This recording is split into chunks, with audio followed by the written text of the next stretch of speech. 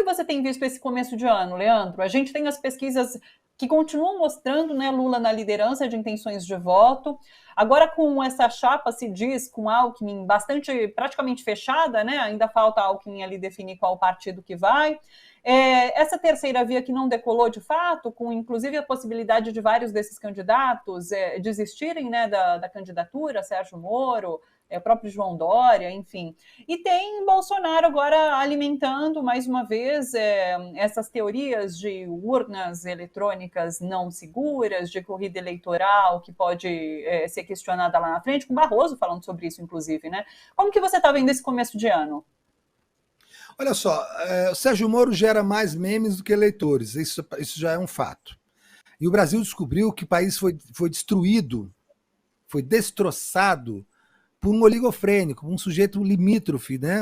Praticamente um idiota patológico, como é o Sérgio Moro, incapaz de elaborar ideias, frases, monotemático, falando de corrupção com aquela, né, voz de marreco e tal. É um incapaz completo, não vai decolar, não decolou, não vai decolar. A mídia fez a aposta toda nele, já perdeu essa aposta, não sabem o que fazer com ele agora. Ninguém quer aquilo por perto, né? Um sujeito virou um leproso na política, ninguém quer aquele troço por perto, não cresce, né? Então, assim, a história da terceira via, que foi investimento sobre Sérgio Moro, não existe mais. Dória é uma piada, Dória é uma fantasia, uma quimera, não tem a menor condição. É mais uma posição do que uma candidatura. Ciro também se perdeu no caminho, não tem o menor espaço nem à direita nem à esquerda, então o embate vai ser Bolsonaro e Lula.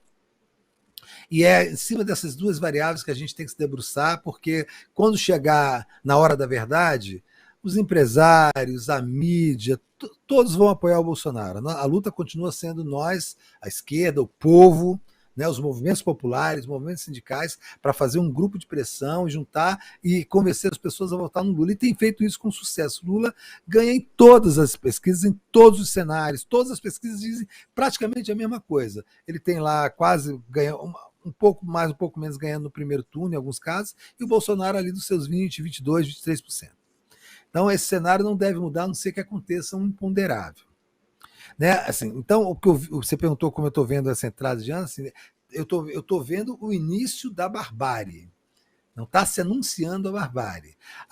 O gabinete do ódio, as fábricas de fake news estão funcionando a todo vapor, sem muito sucesso, mas eles estão começando a apelar para todo tipo de baixaria, todo tipo de baixaria. A mais nova é de que o Adélio vai confessar à polícia de que a facada foi a mando da campanha do Haddad de 2018. Ora, Thalita, quem acredita nisso, acredita em qualquer coisa.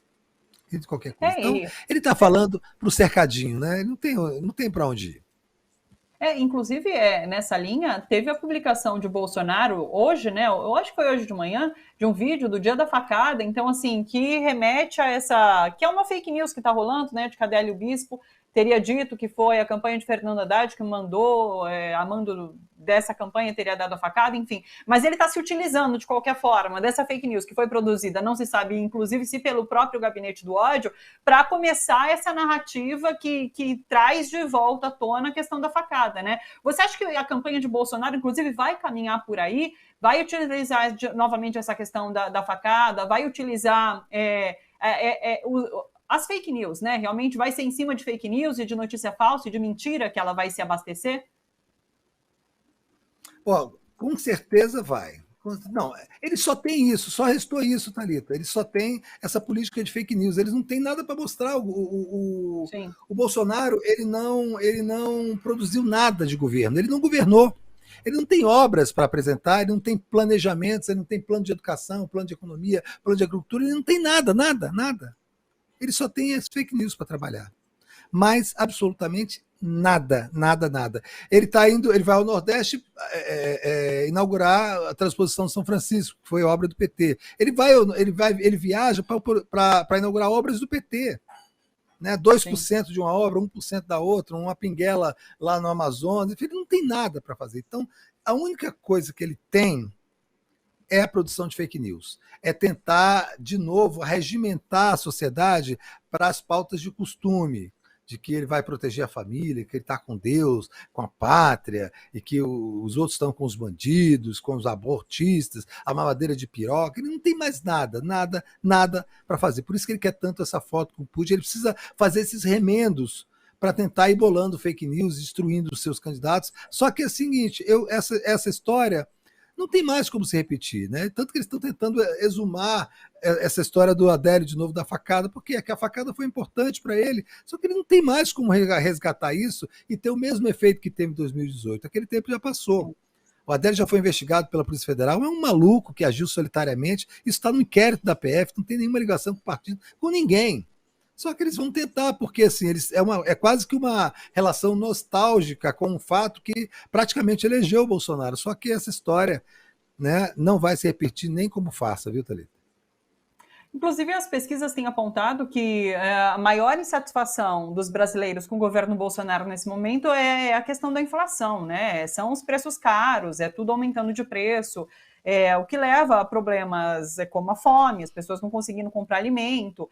Enfim, e a gente vê na campanha de Bolsonaro, né, porque ele já está em campanha, e na própria presidência dele, nada que nos leve a crer que isso será resolvido, né? O que ele intenciona é algo para minimizar esse problema da inflação, da fome no Brasil. E, por outro lado, a gente vê outros candidatos, e com o presidente Lula à frente, é claro, botando isso muito em pauta, né? Essa questão da fome, esse momento, esse pesadelo que o brasileiro vive nesse momento, e a questão da esperança de mudança, né? Você já colocava isso aqui para a gente no ano passado, Leandro, como essa eleição é um momento muito importante, né? Da gente realmente decidir o que somos enquanto sociedade e o que queremos enquanto país. Você continua vendo dessa forma esse momento importante que vai marcar a nossa história enquanto país em outubro de 2022? Eu tenho certeza, Thalita. Assim, nós estamos agora diante de um embate civilizatório, né? A gente já discutiu isso várias vezes, a gente vem discutindo isso há muito tempo, na verdade. Por isso que assim, eu sou muito crítico, por exemplo, à permanência de gente como o Alckmin dentro de uma aliança com o PT, mas a gente não pode perder de vista de que nós só temos o Lula.